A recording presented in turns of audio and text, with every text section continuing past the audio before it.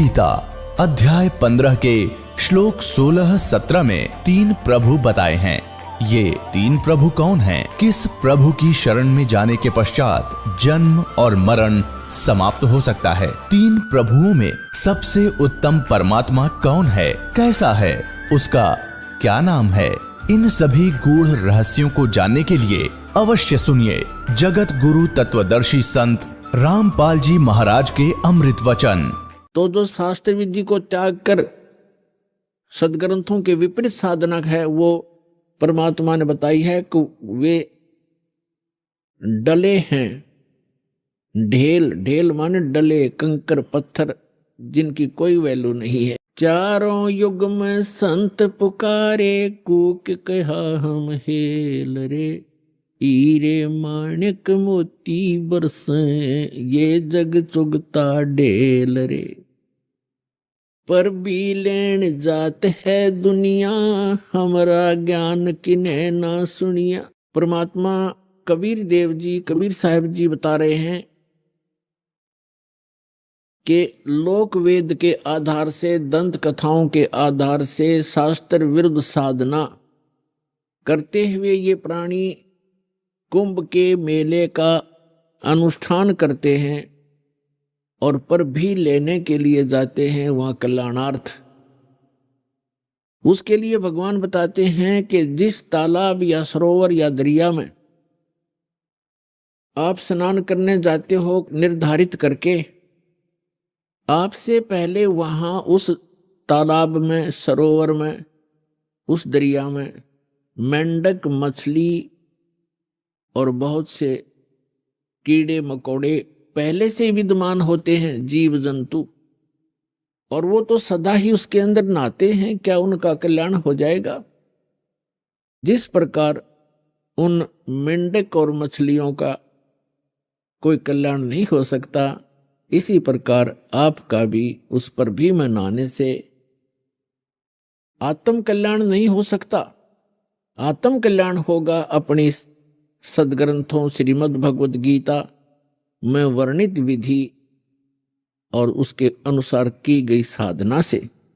और वो साधना केवल परमात्मा ही बताते हैं, क्योंकि श्रीमद् भगवद गीता में जो गीता ज्ञान दाता है वो केवल अपने सतर की भक्ति ही बता रहा है। और पूर्ण मोक्ष यदि चाहिए अर्जुन, किसी भी भक्त को अर्जुन के माध्यम से सर्व मानव समाज को संदेश दिया गया, तो उसको चाहिए कि वो तत्वदर्शी संत की खोज करे और फिर उस परमेश्वर की शरण में जावे। उसके तत्वदर्शी संत के बताए अनुसार साधना करके उस परमेश्वर की शरण में जावे, जहां जाने के बाद साधक फिर लौटकर कभी संसार में नहीं आते।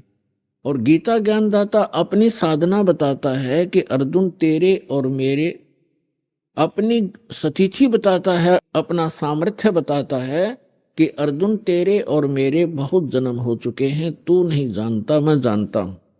श्रीमद् भगवद गीता अध्याय नंबर 4 के श्लोक नंबर 5 और 9 में, श्रीमद् भगवद गीता अध्याय नंबर 2 के श्लोक 12 में, गीता अध्याय नंबर 10 के श्लोक नंबर 2 में गीता ज्ञानदाता स्पष्ट करता है कि अर्जुन तेरे और मेरे बहुत जन्म हो चुके हैं, तू नहीं जानता, मैं जानता हूं। और अपनी साधना बताते हैं गीता अध्याय नंबर 8 के श्लोक नंबर 13 में, ओम इति एकाक्षरम ब्रह्म विवहारन माम अनुसमरन ये प्रयाति तजन देहम स याति परमाम गतिम। गीता ज्ञानदाता ये ब्रह्म है, श्री कृष्ण जी के अंदर प्रवेश करके बोलता है, ये ऐसे ही छल करता है।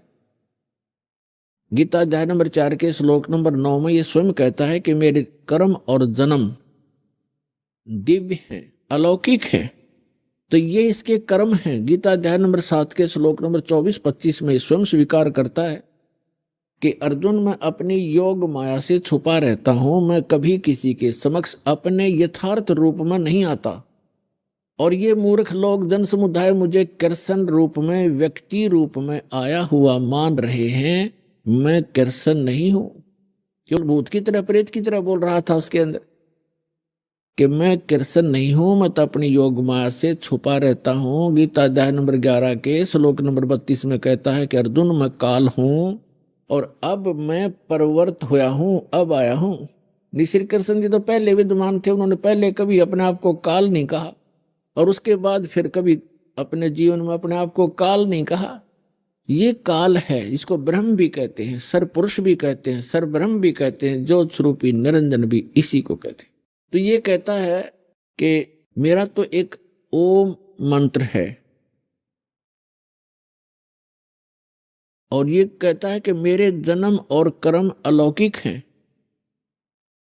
तो खुद कहता है कि मैं अपनी योग माया से छुपा रहता हूं, मैं कभी किसी के सामने अपने यथार्थ रूप में नहीं आता।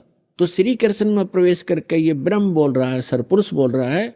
8वें अध्याय के 13वें श्लोक से भी स्पष्ट हो जाता है, ओम इति एकाक्षरम ब्रह्म व्यवहारण माम अनुसमरण।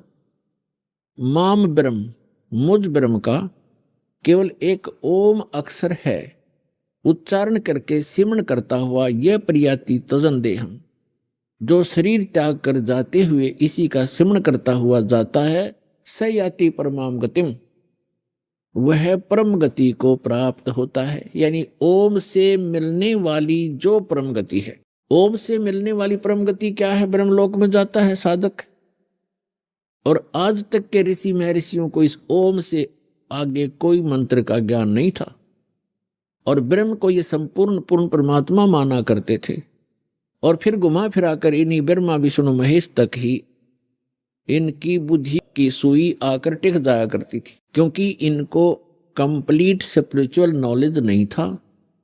कारण क्या है कि वेदों में ज्ञान तो उस पूर्ण परमात्मा का अधिक है, ऐसे ही श्रीमद् भगवत गीता में ज्ञान तो पूर्ण परमात्मा का ही अधिकतर है, लेकिन पूजा की विधि केवल ब्रह्म तक की है।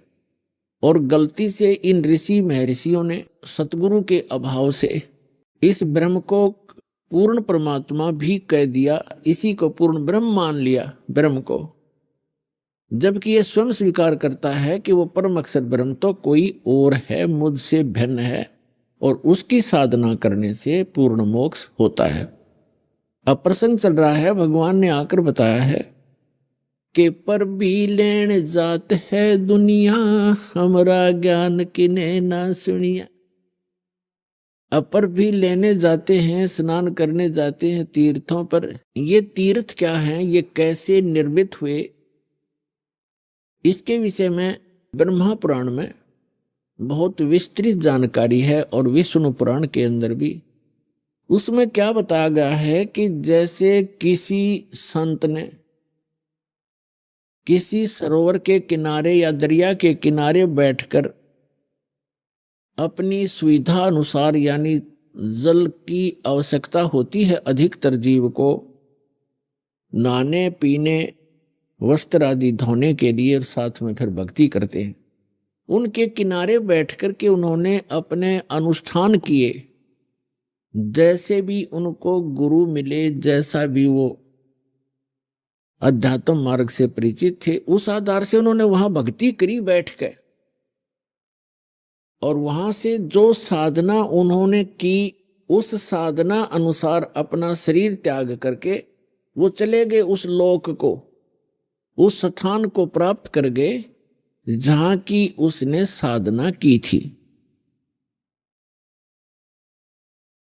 अब बाद में उस महापुरुष ने वहां शरीर तो छोड़ना ही होता है, उसकी यादगार बना देते हैं।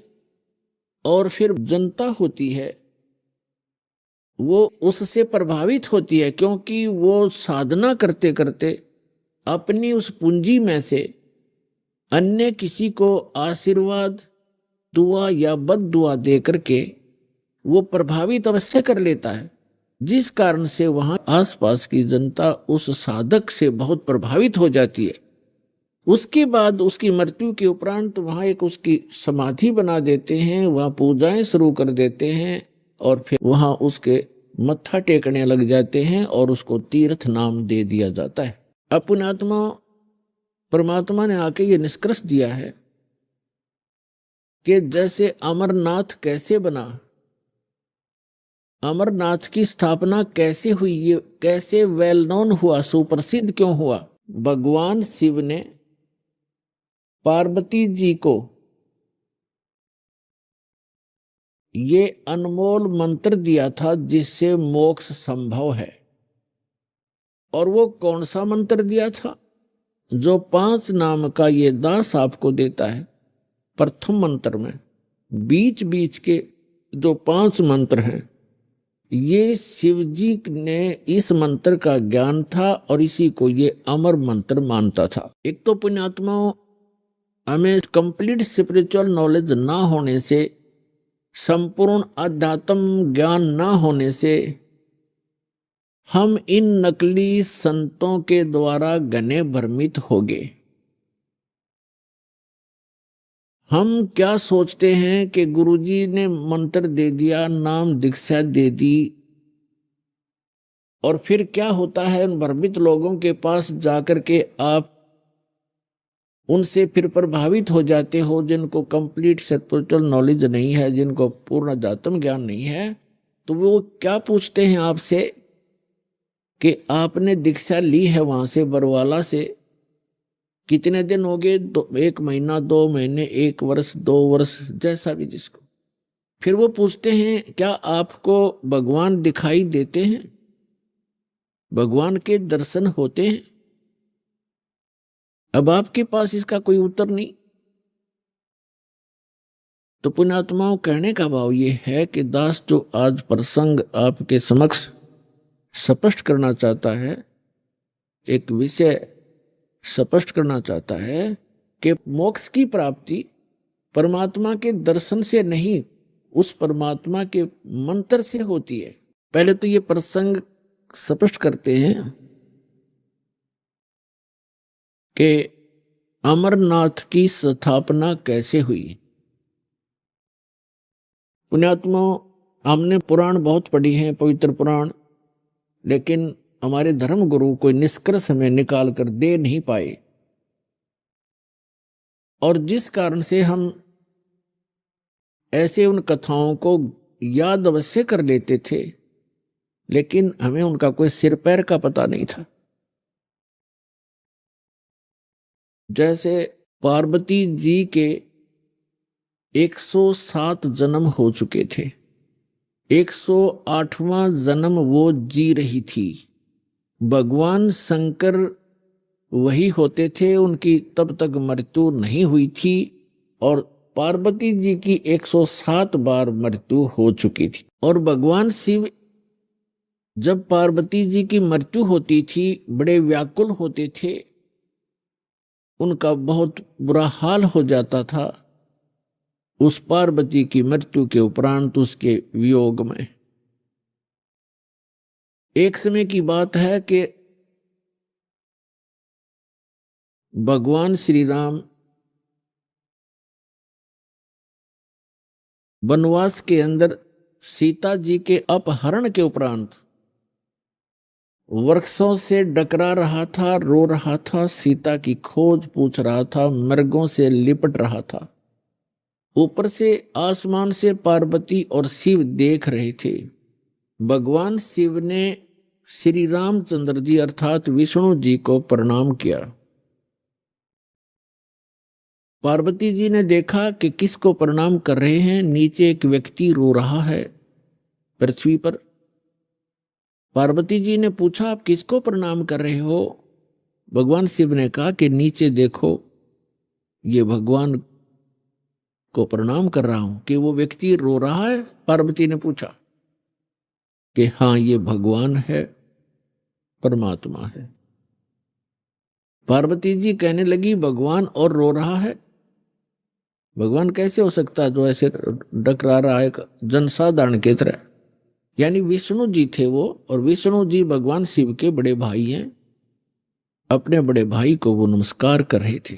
पार्वती जी ने नमस्कार नहीं किया और कहा मैं इसकी परीक्षा लूंगी और सीता रूप बनाकर जाऊंगी, यदि ये मुझे पहचान लेंगे तो मैं मान लूंगी कि ये भगवान है। भगवान शिव ने कहा कि यह गलती मत करना, यदि तू सीता रूप बना लेगी तो मेरे काम की नहीं रहेगी। उस समय तो पार्वती जी ने कह दिया कि नहीं जाऊंगी, परीक्षा नहीं लूंगी। कुछ ही देर के बाद भगवान शिव के इधर उधर होते ही सीता रूप धारण किया और भगवान राम के सामने खड़ी होगी जाकर के। अब भगवान रामचंद्र जी ने कहा कि हे दक्ष पुत्री, हे दक्ष की बेटी, भगवान शिव को कहां छोड़ाई, अकेली क्यों आ गई।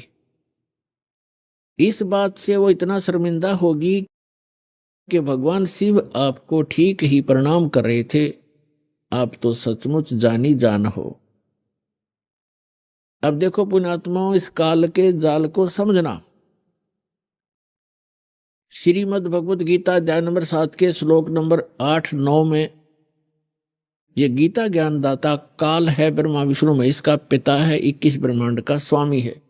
ये कहता है कि जितने भी मेरे अंतर्गत प्राणी हैं, चाहे वो ब्रह्मा है, चाहे विष्णु है, चाहे शिव जी है, चाहे शंकर है, चाहे राम और कृष्ण है, उन्हीं के, तो इन सभी जीवों की बुद्धि मेरे हाथ में है, मेरे कंट्रोल में है। इनका सब बलवानों का बल मैं हूं, सबकी बुद्धि मैं हूं, यानी मेरे हाथ में है।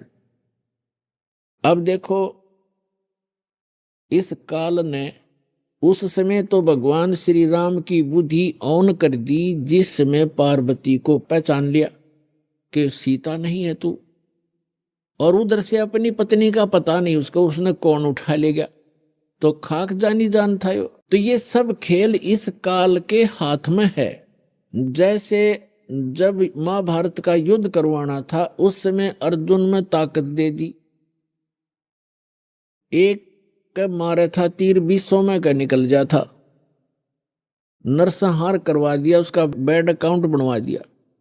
फिर वही अर्जुन जिस समय भगवान श्री कृष्ण जी की मृत्यु हो गई थी और सभी यादव, भगवान श्री कृष्ण का पूरा कुल आपस में लड़का मर गया था, कटके कत्लेआम कर दिया था। 56 करोड़ यादव दुर्वासा जी के श्राप से आपस में लड़ मरे थे। कोई नर यादव शेष नहीं था उस द्वारकापुरी में, कैर टूट गया। उस समय श्री कृष्ण जी के आदेश अनुसार अर्जुन उन गोपियों को, वहां की सभी औरतों को लेकर वापस आ रहा था इंद्रप्रस्थ। रास्ते में वही धनुष जिससे महाभारत का युद्ध जीता था, वही धनुष उनके साथ था। रास्ते में भीलों ने, जंगली लोगों ने अर्जुन को पीटा और उनके गहने तोड़ ले गए, सारी औरतों के, कुछ एक औरतों को भी ले गई, और अर्जुन का हाथ नहीं उठा। उस समय अर्जुन रो रहा है कि कृष्ण बड़ा छलिया था, इसने जब युद्ध करवाना था तब तो मुझे शक्ति दे दी, अब वही मेरा गांडीव धनुष है, वही मैं अर्जुन हूं, आज मेरे से ये उठ नहीं रहा है। तो यहां परमात्मा कहते हैं, मूल लहे ना मूर्खा, गिनते हैं क्यों डारे। मूल लहे ना मूर्खा, ये गिनते हैं क्यों डार, कि तुम इस जड़ से परिचित नहीं हो। इस सारे एपिसोड का जो भी महाभारत वगैरह हुए हैं, इसकी मूल कौन था? ये काल है। जब इसने अपना उल्लू सीधा करवाना तो पावर दे देता है, जब उसकी ब्रेन मट्टी होनी है छोड़ देता, बाढ़ में जाओ। तो अर्जुन खड़ा खड़ा पिट रहा है। तो कहने का भाव ये है कि आज के सत्संग में आपको काल का बहुत सा जाल समझ में आओगा, और जिन पूजाओं को हम किया करते थे वो भी एक काल जाल ही आपको स्पष्ट होगा। अब क्या हुआ, पार्वती जी वापस आ गई कैलाश पर्वत पर अपने महल में। उधर से भगवान शिव की बुद्धि खोल दी काल ने, और उसके मन में ये पक्का हो गया कि यह अवश्य परीक्षा लेकर आई है। भगवान शिव ने पूछा कि पार्वती परीक्षा ले आई? झूठ बोल दिया पार्वती ने, परीक्षा नहीं ली अविनाशी, मैं ना गई कितना भी। तो भगवान शिव की वह बुद्धि खोल दी, उसने देखा वो अपनी दिव्य दृष्टि से, सचमुच ये जाके आई है। तो भगवान शिव ने पार्वती जी से पति पत्नी का नाता तोड़ दिया। रहते वहीं पर, लेकिन उनसे वो पति पत्नी वाला व्यवहार बंद कर दिया। वो जान गई अपनी गलती से कि मेरी गलती से सारा काम हुआ है। भगवान शिव ने बताया कि आपने मेरी मां का रूप बना लिया, क्योंकि भगवान विष्णु उनके बड़े भाई हैं और लक्ष्मी उनकी विष्णु जी की पत्नी यानी बड़े भाई की पत्नी, भाभी, मां के तुल्य मानी जाती है। तो उसने कहा कि तूने मेरी मां का रूप बना लिया, मेरी भाभी का रूप बना लिया, इसलिए तू मेरे लिए पत्नी रूप में स्वीकार्य नहीं रही। तो उधर से पार्वती ने एक दिन देखा, 2 दिन देखा, 10 दिन, 1 साल, वह दुखी होगी। और जब बच्ची दुखी हो जाती है तो कहाँ आश्रय तकती है, अपने पीहर जाती है, माता पिता के यहां। अब माता पिता के यहां गई, लेकिन माता पिता उससे अक्षुब्ध थे पहले से ही। क्यों? क्योंकि उसने अपनी मर्जी से विवाह किया था भगवान शिव से। उसका पिता दक्ष बिल्कुल खुश नहीं था। अब वो अपनी मर्जी से विवाह करके आई थी, दक्ष दुखी थे उससे। उधर राजा दक्ष ने उसी समय एक यज्ञ कर रखी थी, एक धार्मिक अनुष्ठान कर रखा था अपने घर में। और धार्मिक अनुष्ठान के अंदर एक ऐसा इन ब्राह्मणों ने, गुरुओं ने बना रखा है कि धार्मिक अनुष्ठान करे तब सारी लड़कियों को, उनके पतियों को यानी अपने दामादों को भी आमंत्रित किया जाता है, और भी गणमान्य व्यक्तियों को, साधु संतों को भी आमंत्रित किया जाता है। तो पार्वती जी की जो अन्य बहनें थी, उनके पति भी आए हुए थे, वो बहनें भी आमंत्रित की हुई थी, लेकिन पार्वती को आमंत्रित नहीं किया था, ना शिव को बुलाया था, क्योंकि राजा दक्ष उनकी शकल भी देखना नहीं चाहते थे। जब पार्वती अपने घर पहुंची तो क्या देखा, वहां हवन हो रहा है, यज्ञ हो रही है, और जितने भी रिलेटिव थे सभी आए हुए हैं, सभी बहनों के पति भी आए हुए हैं, और उनके यथाचित उस यज्ञ में आसन लगाए हुए हैं, और प्रतिदिन उनका हिस्सा निकाला जाता था। जैसे ब्राह्मण लोग कहते हैं, आपने देखे होंगे, फेरे करते से मैंने कहा 5 यहां धर दे, 11 वहां रख दे। तो ऐसे ही किया करते हैं कि इतने रुपए अपने दामादों के रख दो। तो उनका हिस्सा रखा हुआ था प्रत्येक के आसनों के पास। और पार्वती सब पूरे मंडप में घूम के अपनी मां के पास आ गई, और ना दक्ष उनसे मुख से बोला कि आजा बेटी, और बेटी मां के पास ही अपना दुख रोया करती है। अपनी मां के पास जाके कहने लगी, मां आपने यज्ञ कर रखा है, धर्म यज्ञ कर रहे हो, और हमारे को आपने आमंत्रित नहीं किया। क्यों नहीं किया? और ऐसा भी था कि जैसे किसी बहन का कोई पति नहीं आया है, उपस्थित नहीं हो पाया किसी कारण से, तो उसका आसन लगा रखा है और ऊपर उसका हिस्सा भी रखा हुआ है। तो पार्वती जी ने कहा अपनी मां से कि आपने ना तो अपने दामाद को आमंत्रित किया, ना मुझे किया, ना उसका आसन लगा रखा है। ऐसा भेदभाव तुमने क्यों किया हमारे से? तब मां ने कहा कि बेटी, ना तो तू मानती मेरी बात, ना तेरा पिता मानता। तूने भी अपनी मर्जी से ब्याह किया था, इससे तेरा पिता क्षुब्ध है, और ये इस कारण से तुम्हें बुलाया नहीं। तो पार्वती जी ने अपने पिता से प्रश्न किया कि आपने न तो अपना दामाद बुलाया, ना मुझे आमंत्रित किया, क्या मैं आपकी बेटी नहीं? तो दक्ष ने कहा कि मैं ना तेरी सूरत देखना चाहता हूं, और ना उस सर्प लपेटे हुए व्यक्ति को बुलाकर अपनी बेइज्जती करवाना चाहता हूं। और आपको किसने बुलाया? यहां पर आप जा सकती हैं। इस अपमान को वो पार्वती सहन नहीं कर सकी, और एक बहुत बड़ा हवन कुंड बना रखा था को 7-8 फुट नीचा, क्योंकि राजा का यज्ञ ब्राह्मण कुंड से अपने घर से डालना था कि घेर कर लकड़ सोवा बरबर कड़छे घेरे पूरे लोटे के लोटे, और डीक पड़ा हवन की।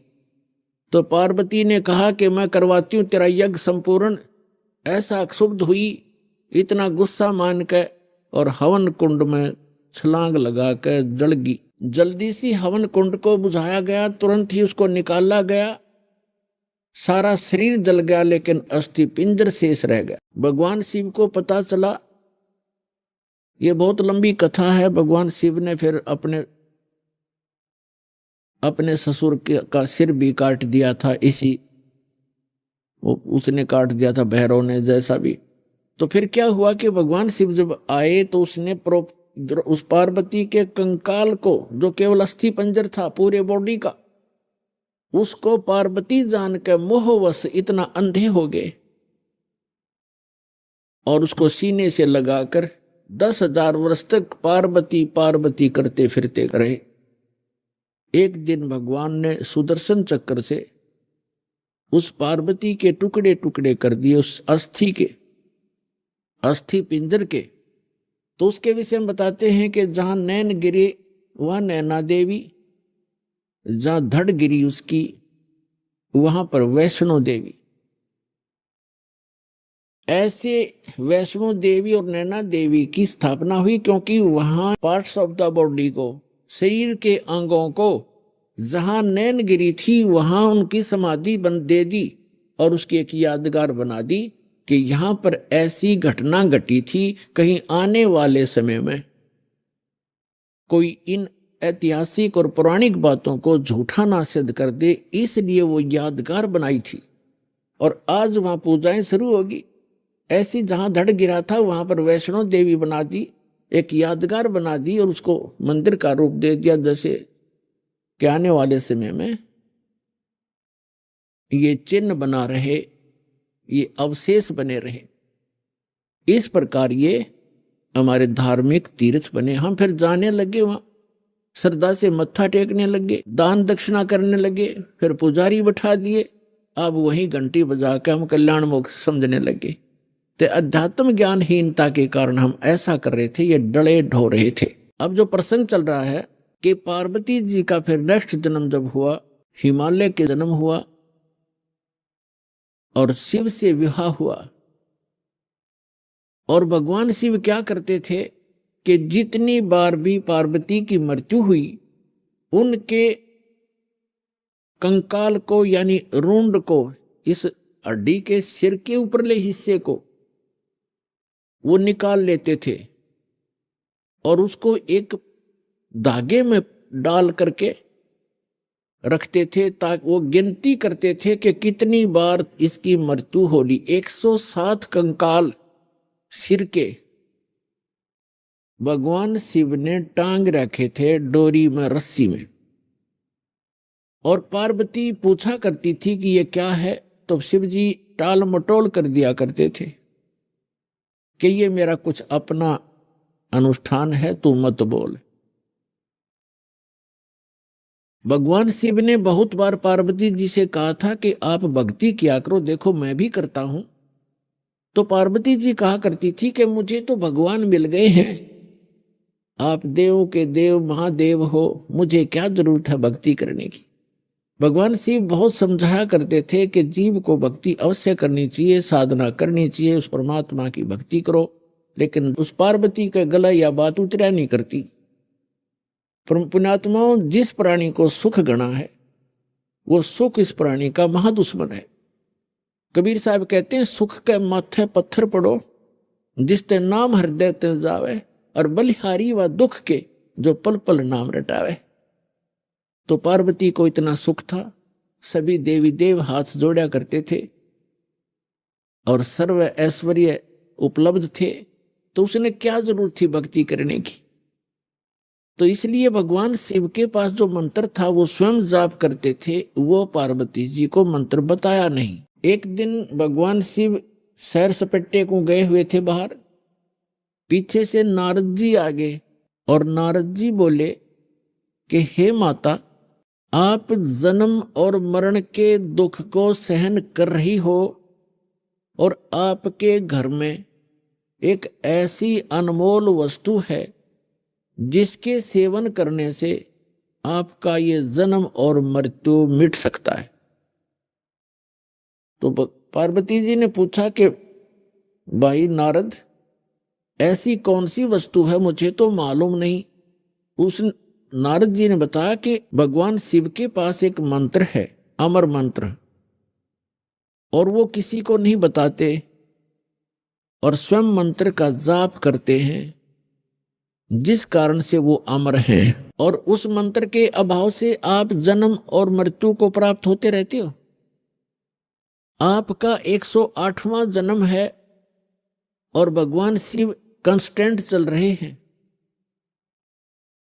और ये जितने भी ये कंकाल टंगे हुए हैं सिर के, रूंड तेरे, ये आपके हैं। आप 107 बार मर चुकी हो, 107 बार ही आपने भगवान शिव को ही वर रूप में चुना है। 107 जन्म आपके हो चुके, 108वां चल रहा है। तो पार्वती जी का यह बात खटकेगी कि सचमुच ये मेरे ही सिर हैं, अगर आपके ही हैं ये। लेकिन ये बात गले नहीं उतरे कि भगवान शिव के पास ऐसा मंत्र और मुझे ना देवे, क्योंकि वो मुझे बहुत प्यार करते हैं, मेरे लिए वो सर्वस्व सौंप सकते हैं, सब कुछ दे सकते हैं। ये नहीं हो सकता नारद जी। नारद जी कहने लगे कि देख ले माता, अभी तक आपने उनको एज ए हस्बैंड ट्रीट किया है, एज ए गॉड ट्रीट नहीं किया। अभी तक आपने उसको पति रूप में व्यवहार किया है, आपने उनको भगवान नहीं समझा। और जब तक आपके हृदय में यह डिमांड नहीं होएगी, जैसे गॉड गुरु, गुरु जो होते हैं वो भगवान के तुल्य ही माने जाते, तो भगवान शिव उस समय इस मंत्र के प्रदान करने वाले गुरु थे। तो नारद जी तक कह के चले गए। अब पार्वती की नींद हराम होगी कि भगवान को आने दे, और मुझसे कोई अवश्य कोई ऐसी गलती बनी है जो ऐसी वस्तु को मुझसे छुपा रखा है, मैं अवश्य अभाग्नि कोई गलती कर रही होंगी। एकदम नम्रता आई। अब पहले तो पार्वती जी जैसे पति पत्नी बोलते हैं ऐसे बोला करती थी, और उस दिन आते ही चरणों में दंडवत प्रणाम किया और पैर पकड़ के रोने लगी।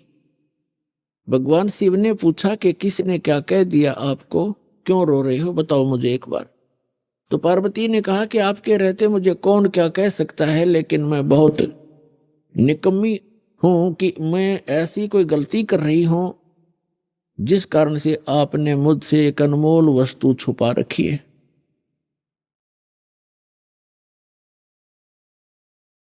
और मैं तो बालक हूं, आप तो भगवान हो, बालकों की गलतियां माफ किया करते, मैं तो बालिका हूं आपके सामने, और मुझे क्षमा करो, मुझसे कोई ऐसी गलती हुई। आपके पास एक अमोघ मंत्र है जिससे मेरा कल्याण हो सकता है। और तब भगवान शिव ने सोचा आज या कौन सा स्टेशन पकड़ेगी, या तो कदे भी इस बात के निकट भी नहीं थी, ना ऐसा मैंने कदे भाव देखा, ऐसी विनम्र नहीं देखी। तब उसने कहा कि तुझे कौन ऐसा भगवान मिल गया जो तेरी बुद्धि बदल दी। ये तेरे सतर का ज्ञान नहीं पार्वती, तेरी बुद्धि को मैं खूब जानता हूं। तब पार्वती जी ने कहा कि नारद जी आए थे, उन्होंने मुझे बताया है कि ये जितने भी ये कंकाल टंगे हुए इस माला में, ये मेरे सिर के, मेरे मुंह के रुंड, ये मेरे ही बताए हैं। मैं 107 बार मर चुकी हूं और आपको ही पति बनाया है मैंने। हे भगवान, क्या मैं मरती थी, आप मुझे कितना प्यार करते हो, और ये जब मैं मरती थी तो क्या आपको दुख नहीं होता था, और फिर भी आपने मुझे वह वस्तु नहीं दी जिससे मैं आपके जीवन तक तो जीवित रह सकती थी, इस मंत्र से, ऐसा बताया है। तब भगवान शिव ने कहा कि सचमुच ये सब सिर तेरे ही हैं और गिनती के लिए रखे हुए हैं ताकि तेरी बुद्धि ठिकाना आ जा, इसलिए रखे। और ये दिन आ गया आज। तो भगवान शिव ने कहा कि आज तक मैं तेरी मृत्यु के उपरांत मैं कितना दुखी हुआ करता, वो तो मेरा मन जाने। जैसे उन्होंने बताया कि एक बार राजा दक्ष के यहां तू मृत्यु को प्राप्त हुई थी और तेरे उस अस्थि पिंजर को लिए मैं 10,000 वर्ष तक सीने से लगाए फिरा करता। मैं इतना पागल की तरह तेरे ऊपर आसक्त था, तेरे वियोग में मैं इतना दुखी होता था। पार्वती ने कहा कि फिर भी आपने मुझे यह मंत्र क्यों नहीं दिया जिससे मैं मरती नहीं और आपके साथ ही रहती। तब भगवान शिव ने कहा कि ये मंत्र ऐसे नहीं दिया जा सकता। जब तक जिज्ञासा प्रबल ना हो इस मंत्र के बताने का कोई लाभ नहीं बताने वाले को, बल्कि पाप ही लगता है। अब जैसे एक सीप होती है जिससे मोती बनते हैं, एक जीव होता है समुद्र में, उसका ऊपर का जो बॉडी होता है वो बहुत सख्त होता है और छोटा सा सीप होता है। जिस समय समुद्र के अंदर एक ऐसा वातावरण बनता है उसको प्यास लगती है और वो समुद्र के जल को ग्रहण नहीं करती, वो ऊपर आ जाती है सतह पर, पानी के ऊपर की सतह पर। और जब स्वाति नक्षत्र की ऊपर से कोई बूंद आसमान से उसके मुख पर गिर जाती है उस समय, तो उस बूंद से जब मुंह खुला हो सीप का, उसकी डिमांड होती है उस बूंद की, आसमान के पानी की बूंद की, और उसमें मुंह खुला हो और उसमें वर्षा हो रही हो, तो मुंह खुले हुए पर एक ही बूंद पर्याप्त है उसमें मोती बनाने के लिए, और मुंह खुला ना हो और सीप बेशक ऊपर सतह पर जल के ऊपर घूम रही हो, चाहे सारा सामन बरस जा, उस मोती नहीं बन सकता क्योंकि उसका मुंह खुला नहीं है। तो ऐसे ऊपर बगैर मुंह खुले और उस बूंद की कोई वैल्यू नहीं है, व्यर्थ जाती है। ठीक इसी प्रकार भगवान शिव ने बताया कि आपके अंतःकरण का मुंह खुला नहीं था, आपके अंदर ये जिज्ञासा उत्पन्न नहीं हुई थी, इसकी डिमांड नहीं हुई थी।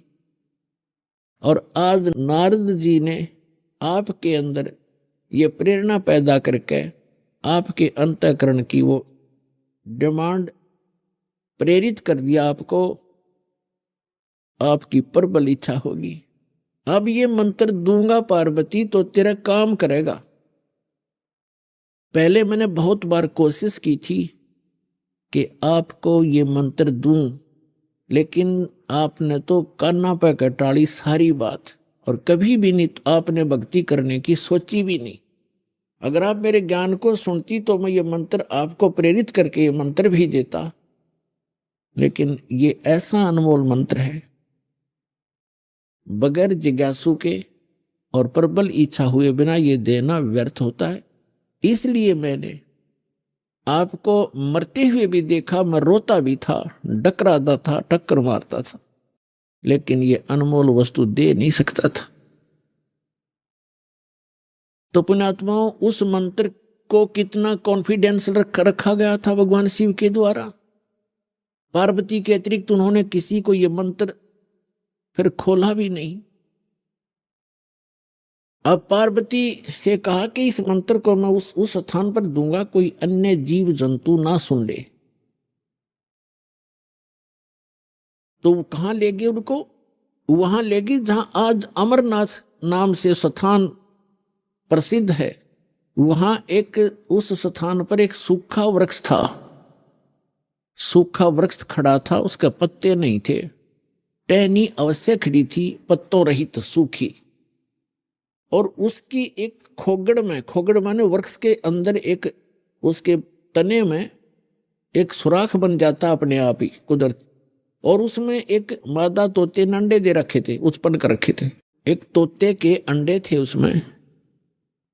तो भगवान शिव ने देखा कि आसपास, क्योंकि अगर कोई हरे वृक्ष के नीचे बैठते हैं तो कोई ना कोई पक्षी भी आकर बैठ सकता था, दिखाई नहीं देता, इसलिए ऐसे सूखे वृक्ष के नीचे बैठे जाकर कि कोई पक्षी भी निकट आवेगा तो पता लग जाएगा। तो उससे पहले भगवान शिव ने अपने दोनों हाथों को ऐसे जोर से बजाया 3 बार, और इतना भयंकर नाद हुआ, आसपास के पक्षी और पशु सैकड़ों किलोमीटर दूर उड़कर चले गए, इतने भयभीत हो गए।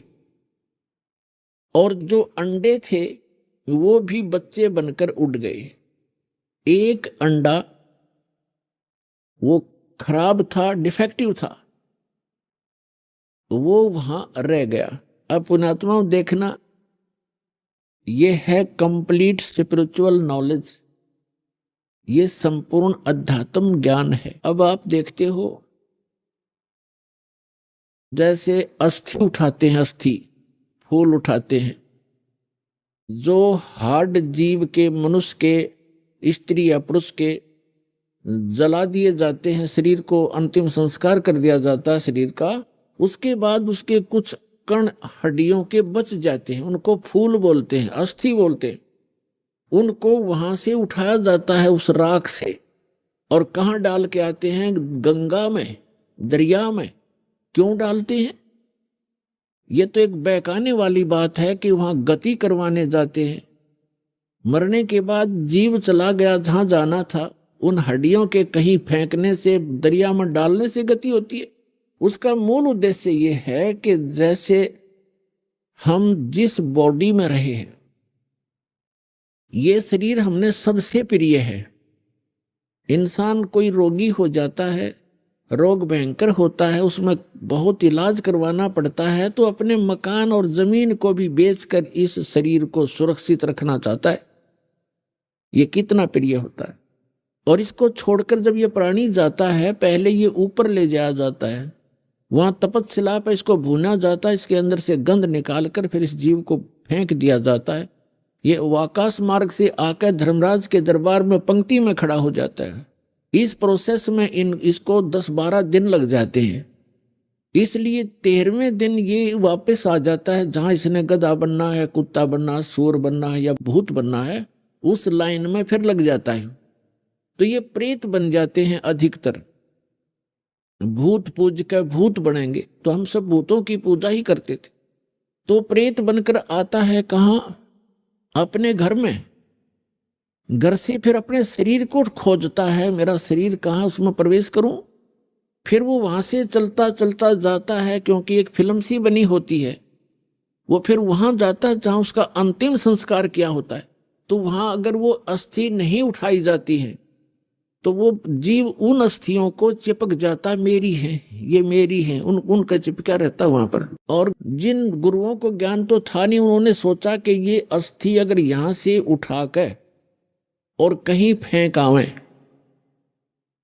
दरिया में डाल दें, तो ये उस प्रेत का हाथ ना लगे, वो यहां चिपक कर ना बैठे इन शमशान घाट में, यहां गांव में ना रहे, कहीं और चला जा। इसलिए उसको उठाकर उनकी अस्थियों को जल प्रवाह कर देते हैं। वहां डालने के बाद फिर इसको पता ही नहीं लगता वो कहाँ गई। इनका ये उद्देश्य होता है कि वो वहां से जगह छोड़ जावे, उनकी खोज में उड़ा गंगा किनारे धक्के खाता रहे। तो पुण्यात्माओं, ये अस्थि उठाने की ये प्रक्रिया यहां से चली है। और इसे उठाओ या ना उठाओ, ये कोई फायदा नहीं, उसमें कोई लाभ या हानि नहीं है उस जीव को जो चला गया शरीर को छोड़कर बाद की क्रियाओं से। अब ऐसे ही जैसे आपको बहुत बार बताया है कि इस प्राणी को मानव शरीर 2 प्रकार से प्राप्त होता है। एक तो 84 लाख योनियों को भोग गए, एक टर्न वाइज एक मानव शरीर कंपलसरी प्राप्त होता है। और दूसरे प्रकार का वो होता है जो शुभ संस्कारों से लगातार भी कई मनुष्य जीवन आपके पूर्व जन्म के पुण्य संस्कारों से हो जाते हैं। तो एक सुखदेव नाम के ऋषि हुए, फिर वो बाद में उनकी आत्मा 84 लाख योनियों को भोगती भोगती, और तोते का संस्कार था उसका। अब तोते में उसका इतना ही संस्कार था कि उसके निमित्त था वो अंडा। जैसे गर्भ में ही कई बच्चे मर जाते हैं, तो उनका उतना ही संस्कार होता है उस मनुष्य जीवन का, तो वो पूरा कर लिया उसने। एक मनुष्य जीवन, गर्भ में मर जाना, बाहर आते ही मर जाना, इस तरह। अब उसका संस्कार था इतना ही कि उस अंडे में उसकी आत्मा आई और अंडा गंदा हो गया। अब उसके बाद भी वो उसका चिपका रहा कि मेरा है, वो आत्मा वही रही। आइए अब हम उन श्रद्धालुओं के अनुभव जानते हैं जो जगत गुरु तत्वदर्शी संत रामपाल जी महाराज जी से दीक्षा प्राप्त कर चुके हैं तथा उनके द्वारा बताए गए भक्ति मार्ग पर चल रहे हैं। नमस्कार जी। नमस्कार जी। क्या नाम है जी आपका? रानी दासी। बहन जी आप कहाँ से हैं? उत्तर प्रदेश, मेरठ से। संत रामपाल जी महाराज से नाम दीक्षा आपने कब ली? मैंने संत रामपाल जी महाराज से दीक्षा 2018 25 मार्च को ली थी। संत रामपाल जी महाराज से नाम दीक्षा लेने से पहले क्या आप कोई भक्ति साधना भी करती थी? 13 साल की उम्र में मैंने राधा स्वामी पंथ से मैं जुड़ी हुई थी। 21 साल हो गए मुझे राधा स्वामी पंथ से जुड़ी हुई थी। मेरे गुरुजी का नाम था राजेंद्र सिंह जी महाराज। तो वे हमें 5 नाम देते थे, ज्योत निरंजन, ओमकार, राराकार, सोहम, सतनाम। वे बताते थे कि 1-2 घंटे बैठ जाओ, सुमन करो।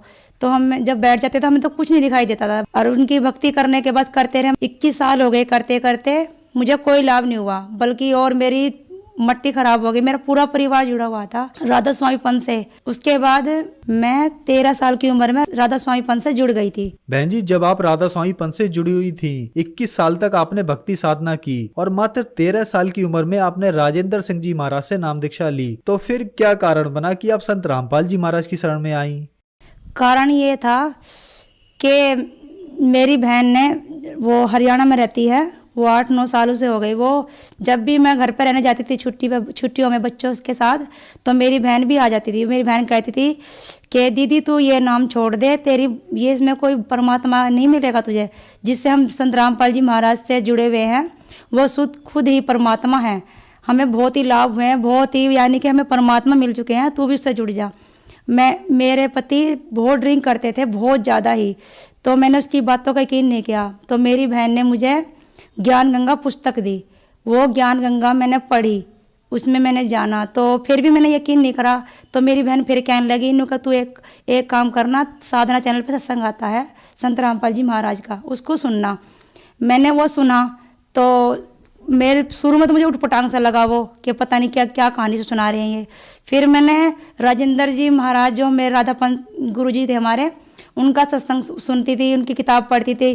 तो फिर मैंने ज्ञान गंगा किताब पढ़ी, उनका मेल मिलाया। तो हमारे जो संत रामपाल जी महाराज मैं अब जुड़ी हूँ, उनके जब मैंने बात देखा तो उनका ज्ञान बिल्कुल ही अलग था। राजेंद्र जी जो महाराज थे, उनकी पुस्तक का ज्ञान अलग था। तो मैंने फिर सोचा ये तो बहुत ही, ये तो अलग ही बात है, तो पढ़नी चाहिए। मैंने फिर ज्ञान गंगा पुस्तक पढ़ी, उसमें जाना कि वाह हाँ ये तो ज्ञान सच्चा ही ज्ञान है, मैंने जो गलती करी है ये तो ठीक नहीं है। फिर मेरी बहन, मैंने फिर भी टाल कर दी। तो मेरी बहन कहने लगी, जब तेरे पर कोई कष्ट पड़ेगा ना, जब तू ये संत रामपाल जी के शरण में तू खुद ही आएगी।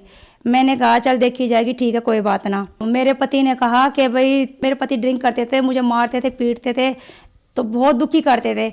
कभी मैं हर रोज चेक पोस्ट पर जाकर खड़े हो जाया करती थी पुलिस के यहाँ, कि मेरा पति दुखी करता ये है। मैंने फिर अपनी बहन के पास फ़ोन करा। मेरी बहन कहने लगी, हमने तुझे समझाया था, ये जो तू जिसने तेरा नाम ले रखा संत राजेंद्र जी महाराज का, ये तुझे सुख नहीं देने के हैं ना, तेरा कुछ कर सकते हैं। तू संत रामपाल जी के शरण में आ जा, वे खुद परमात्मा आए हुए हैं, तुझे सुख मिलेगा, ये ड्रिंक भी छोड़ देंगे करने। तो मैंने कहा अब क्या करूँ मैं। तो एक दिन रात को मैंने संत रामपाल जी महाराज का सत्संग चलाया साधना चैनल पे। उसे काफ़ी हमने 15-20 मिनट तक सुना। तो मेरे पति ने 4 ये क्वार्टर ले आए दारू के, वे बैठ कर ड्रिंक करने लगे और कहने लगे कि भाई जो तू सत्संग सुन रही है इसे मैंने चलान देने का। मैंने कहा ये आप सुनो ना सुनो, मुझे तो सुनना है। तो मैं कम से कम 1 घंटे का सत्संग आता है परमात्मा का, 8:30 बजे खत्म हो जाता है संत रामपाल जी का। तो हम काफ़ी देर सुनते रहे। तो मेरे पति ने 2 क्वार्टर पी लिए ड्रिंक के। तो वे कहने लगे वे उल्टी सीधी बात करने लगे संत रामपाल जी को। कहने लगे जो मैंने गले में माला पहन रखी है शेरा वाली की, मैं गले में यही माला डाल रखूँगा, तेरी माला कभी नहीं डालने का मैं गले में। तो कहने लगे ठीक है। तो परमात्मा तो अपने वही बात है, संत रामपाल जी सत्संग ही करते रहे, वो सत्संग खत्म हो गया। तो अगले रात को पता नहीं क्या हुआ, उन्होंने एक पौवा तो छोड़ दिया और ड्रिंक करके सो गए वे। सवेरे उन्होंने मेरी बहन के पास फ़ोन मिलाया मेरे पति ने और कहा कि मुझे नाम दीक्षा लेनी है, मुझे जाना है। तो मेरी बहन ने कहा ठीक है जीजा जी आप आ जाओ, हम आपको संत रामपाल जी से नाम दीक्षा दिलवा देंगे। तो वे चले गए। वहाँ जाने के बाद उन्होंने संत रामपाल जी महाराज से नाम दीक्षा ली। और फिर 11 मार्च 2018 में 11 मार्च को मेरे पति ने नाम दीक्षा ली और वे वहां से आने के बाद बिल्कुल ड्रिंक छोड़ दी मेरे पति ने। बहन जी, संत रामपाल जी महाराज से नाम दीक्षा लेने के बाद क्या आपको लाभ भी प्राप्त हुए? मेरे पति ड्रिंक करते थे बहुत ज़्यादा, तो वे कहने लगे कि मेरी 1-2 बार उन्होंने नाम खराब भी कर लिया था। तो फिर पर भक्तों से बात हुई तो कहने लगे कोई अभी नया नया नाम सा है, तो धीरे धीरे उन्होंने उनका नाम फिर शुद्ध करवाया। नाम शुद्ध करवाने के बाद परमात्मा ने ऐसी रजा बख्शी, बस उनके जब भी ड्रिंक करते थे उनको उल्टी हो जाती थी, जब भी ड्रिंक करते उल्टी हो जाती। तो वे कहने लगे कि पता नहीं मेरे साथ क्या हो रहा है कि ये दारू मेरे अंदर नहीं जा रही। तो मैंने बैठ कर समझाया कि धरती पर कबीर साहब परमात्मा खुद आए हुए हैं संत रामपाल जी के रूप में, आप उनकी भक्ति करो, ये ऐसा नहीं चलने का, ये परमात्मा, क्योंकि आप परमात्मा की आत्मा हो, उनके बच्चे हो। तो वे कहने लगे कि ठीक है। तो जब भी एक दिन उन्होंने एक पैक बनाया और वो पी लिया। जब तो एक पौवा पी जा करते हुए, फिर उन्हें एक पौवा पिया। एक पौवा पीते की साथ ही उन्हें सुबह के 5 बज गए उल्टी करते करते। उन्होंने कसम खाई आज के बाद मैं ड्रिंक नहीं करने का, हे कबीर साहब परमात्मा संत रामपाल जी महाराज मैं ड्रिंक नहीं करने, कसम खाई उन्होंने। उस दिन के बाद आज 4-5 महीने हो गए हैं, उन्होंने ड्रिंक नहीं की है, बिल्कुल भी छोड़ दी। और मेरी लड़की है 14 साल की, उसके घुटनों में दर्द होता था। तो मेरी माँ ने भी कहा कि भाई बेटी इनका तुझसे इलाज करवा, इसके गोड्डों में जो है कैल्शियम की कमी हो रही है। जब हम हिसार गए थे तो उस पर चला नहीं गया, तो वो घर पर आए तो रात की हमने संध्या आरती चलाई। तो जब सब हम परमात्मा की संध्या आरती में बैठे हुए थे तो हमारी लड़की किताब पढ़ते पढ़ते किताब की संध्या आरती में खो गई बिल्कुल, और आंखों से आंसू आने लगे। तो सामने उसने देखा कि परमात्मा खड़े हैं, उसे बहुत ही लंबे तगड़े परमात्मा, उनके चेहरे से बिल्कुल किरण निकल रही थी, रोशनी, और उनके हाथ में से किरण निकल रही थी परमात्मा, वो किरण उसके घुटनों पे गिर रही थी। तो वो कहने लगी, जब संध्या आरती खत्म हुई वो टॉयलेट करने गई, वहाँ से बिल्कुल आराम से उतर के आ गई, चढ़ भी गई। वो 3-4 बार उसने उतर कर देखा, कहने लगी मम्मी मुझे कुछ महसूस हुआ। कहने लगी क्या हुआ? कि मम्मी फिर वो उन्हें रस्सी लेकर जिस तरह कूदते हैं वो कूदने लगी। फिर कहने लगी मम्मी आज मेरे परमात्मा ने मेरे गोड्डों का दर्द बिल्कुल ठीक कर दिया। बस उसके बाद और आज तक मेरी लड़की बिल्कुल ठीक है। डॉक्टर को दिखाया तो डॉक्टर ने कह दिया इसकी जो दवाई चलेगी, कैल्शियम की कमी है इसके गोड्डों में, हो सकता है इसके गोड्डों की ऑपरेशन भी हो सकता है इसके गोड्डों का। बस मेरे उस मालिक ने रजा करी परमात्मा ने, आज वो लड़की बिल्कुल ठीक ठाक है, दौड़ती है, भागती है। ये लाभ हुआ हमारे परमात्मा का। और लाभ ये हुआ कि मैं जब कपड़े धो रही थी तो जिस तरह मैंने एक सरफ, थोड़े से कपड़े रह गए थे, तसले में थोड़ा सा पानी था, तो मैं सरफ लेने के लिए खड़ी हुई। जब सरफ लेने के लिए मैं खड़ी हुई तो मेरा किसी ने टांग पकड़ के खींच ली मेरी। तो मैंने जब तो बैलेंस संभाल लिया, दूसरी बार मेरी फिर टांग पकड़ के खींची तो मैं वहाँ गिर गई। तो मेरी हाथ की ये हथेली फट गई, उसमें बहुत मोटी कंकर थी, वो निकाली मैंने, उसमें से एक बूंद भी खून नहीं निकला। तो मैं कहने लगी परमात्मा मेरे साथ क्या हो रहा है। वहाँ से उतर के मैं नीचे आ गई। तो मैं जिस तरह रसोई में बैठ गई तो मैं नीचे को बैठकर जोर लगाने लगी, मैं नीचे को अपने आप को कंट्रोल करने लगी। तो ऊपर से ऐसा लगा जैसे मुझे कोई खींच रहा है मेरी आत्मा को, लंबे लंबे सांस भरने लगी। ये कहते कहते मैं मेरी लड़की कहने लगी कि मम्मी आपको क्या हो रहा? मैं कहा पता नहीं बेटा मुझे क्या हो रहा। तो कह ले मम्मी आप परमात्मा को याद करो, संत रामपाल जी महाराज के में बंदी छोड़ मुझे बचा ले। इतना कह के मैं बेहोश हो गई। तो लड़की आधे घंटे की बात है, ये लड़की मेरी यानी कि मैं मर चुकी थी, मेरे सुनना दिखना और मेरी आवाज़ निकलनी बंद हो गई थी, मेरा ठंडा शरीर पड़ गया था, बिल्कुल हाथ पैर में लीले पड़ गए थे। तो लड़की मुझे गोद में लेकर बैठी, जिस तरह लाश लेकर बैठी है। 4 आदमी थे, बहुत ही लंबे तगड़े, काला चेहरा था उनका और छोटी छोटी बिल्कुल लाल आँख थी और अच्छा माथा था उनका। वे कहने लगे तेरा समय पूरा हो चुका है, तू चल यहाँ से। तो मैं डर के मार थोड़ी पीछे से हो गई। और वे इतने लंबे थे मैं आपको बता नहीं सकती, यहाँ के जो पहलवान है वे भी कमजोर के सामने इतने तगड़े थे वे। तो वे कहने लगे कि तेरा समय पूरा हो गया, तू चल यहाँ से। मैं कहने लगी मैं तो नहीं जाने की, मुझे तो मेरे संत रामपाल जी ही लेने आएंगे मुझे। इतना कहते के साथ ही सफेद कुर्ते पजामे में, काली जैकेट में मेरे संत रामपाल जी महाराज आ गए। उन्होंने इस तरह मेरे कंधे पर हाथ रखा और कहा कि आप इसे कहाँ लेकर जा रहे हो तुम इसे? वे कहने लगे इसका समय पूरा हो गया है, अभी ये जाएगी। संत रामपाल जी हमारे गुरुजी परमात्मा ने कहा कि ये यहाँ से नहीं जाएगी, इसका जो तुम्हारा जो संस्कार था वो खत्म हो चुका है। बंदी छोड़ कबीर साहब परमात्मा ने इन्हें अपने कोटे से जीवन दान दिया है, अब तो मैंने कुछ नहीं कहोगे। वे उन्होंने हाथ जोड़ के वे वहां से गायब हो गए। फिर परमात्मा मुझे ऊपर ले गए, बादलों में को बहुत ऊपर आसमान में ले गए मुझे। वहाँ इतना सुंदर नज़ारा था। परमात्मा बहुत लंबी लंबी आत्मा थी, इतनी लंबी आत्मा थी मैं आपको बता नहीं सकती। इतनी सुंदर सुंदर पतली पतली बहुत लंबे लंबे बाल थे। उनके चेहरे में से हाथों में से भी किरणें निकल रही थी। और एक गेट था बहुत ही बड़ा, वो गेट, उस गेट में से भी किरणें निकल रही थी। संत रामपाल जी महाराज के हाथ पैरों में चेहरे में से भी किरणें निकल रही थी। तो वहाँ पे एक बहुत बड़ा गोदाम सा था, उसमें सब तरह की मिठाई थी, बहुत सारी मिठाई थी सफ़ेद रंग की। तो मुझे कुछ खाने की इच्छा हुई तो परमात्मा, वही बात, संत रामपाल जी महाराज, वो तो कबीर साहब परमात्मा अंतर्यामी है, उन्होंने मेरी इच्छा जान ली। उन्होंने इस तरह हाथ को करा और एक बहुत ही बड़ा थाल आया उड़ के, मोतीचूर के लड्डू थे उसमें। तो उसमें इतने मोटे मोटे लड्डू थे, यहाँ के लड्डू भी कुछ बता नहीं सकती मैं। और तो परमात्मा ने कहा ले बेटी एक ये लड्डू खा। मैं जब वो लड्डू परमात्मा ने उठा कर दिया संत रामपाल जी ने, उसकी जगह एक लड्डू और आ गया, यानी कि लड्डू पूरे हो गए इस तरह। तो मैंने वो लड्डू खा लिया और वो बस मेरी भूख मिट गई। फिर परमात्मा ने कहा बेटी ये जो तुझे जन्म, ये जो जीवन दान मिला है तुझे भक्ति के लिए मिला है, और तुझे जो 5 बच्चे जो तुझे दिए हुए हैं ये तेरे बच्चे नहीं हैं, ये उस कबीर साहब परमात्मा के बच्चे हैं। और तू इनकी जो तुझे सेवा दे रखी है परमात्मा ने, ये बस उस मालिक की दया है इस पर, कबीर साहब परमात्मा की, कि मेरा पूरा परिवार परमात्मा के चरणों में है, जुड़ा हुआ है। 5 बच्चे परमात्मा ने दिए हैं, वो 5 बच्चे नाम कबीर साहब परमात्मा से जुड़े हुए हैं, नाम दीक्षा मिली हुई है उन्हें। तो परमात्मा ने संत रामपाल जी ने कहा था कि तू जो तुझे सेवा दे रखी है समय समय पर चाहे कितना भी करें, इन्हें परमात्मा का नाम जपवाना, सुमन करवाना, जैसे भी ये करे। मैं ठीक है परमात्मा, और तेरा पति जो है इसकी चिंता मत कर, ये तो मेरे हाथ में है, इसे तो ये अपना आप ही लाइन पे आ जाएगा। और पर जिस तरह ये ड्रिंक छोड़ दी ने, ये और भी जो है बिल्कुल सुधार हो जाएगा इसमें। और बस तू तेरा जो काम भक्ति कर, बच्चों को समय समय भक्ति करवाना। और फिर परमात्मा ने कहा तेरे ऐसी जीवन में ही तेरे पूरे परिवार को ये मोक्ष दिलाऊंगा और पार तारूंगा। इस तरह परमात्मा ने ऊंचा हाथ करा, आशीर्वाद दिया परमात्मा ने, और लंबे हो गए परमात्मा। संत रामपाल जी ने मेरा छोटा ज्योति रूप बनाया और मुझे मेरे शरीर में डाला। परमात्मा ने कहा जा बेटी अब तू भक्ति करना, जम के भक्ति करना, और जो तुझे बताया है, तुझे तो दिखाया है, सबको बताना कि संत रामपाल जी महाराज के रूप में ही कबीर साहब परमात्मा आए हुए हैं। और सब परमात्मा से ही नाम दीक्षा लेकर अपनी मोक्ष करवाओ। शारीरिक समस्या ये थी कि मेरे शरीर में ये जो शरीर है मेरा वो नीचे को हो जाया करता। मैं ऑपरेशन करवाया था, मैंने 30 साल लग रही है मुझे ऑपरेशन करवाने, बच्चा बंद होने का। तो मेरे पे चला भी नहीं जाता था, तो लैट्रिन के रास्ते मुझे कब्ज होती, तो ये समझ लो इतना खून जाता था कि भाई एक गिलास भर लो खून का। मैं रोती थी, दर्द भी होता था। तो मैं अपने पति को बताती, तो पति कहते तो दवाई खा ले।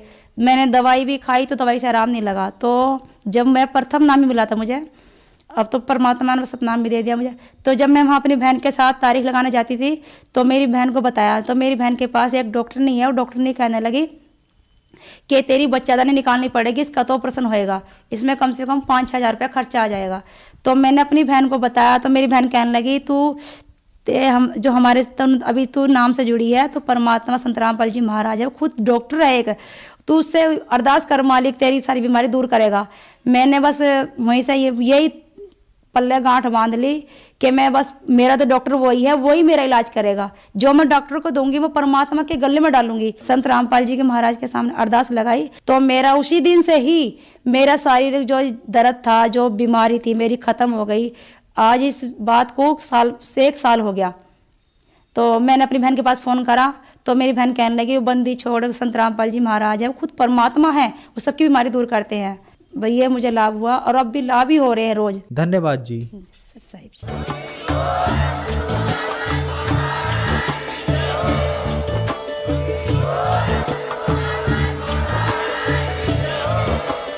आप सुन रहे थे जगत गुरु तत्वदर्शी संत रामपाल जी महाराज जी के मंगल प्रवचन। अधिक जानकारी के लिए विजिट कीजिए हमारी वेबसाइट www.jagatgururampalji.org। संत रामपाल जी महाराज जी के शुभ आशीर्वाद से पूरे विश्व भर में 500 से भी ज्यादा नाम दीक्षा केंद्र हैं, जिन पर संत रामपाल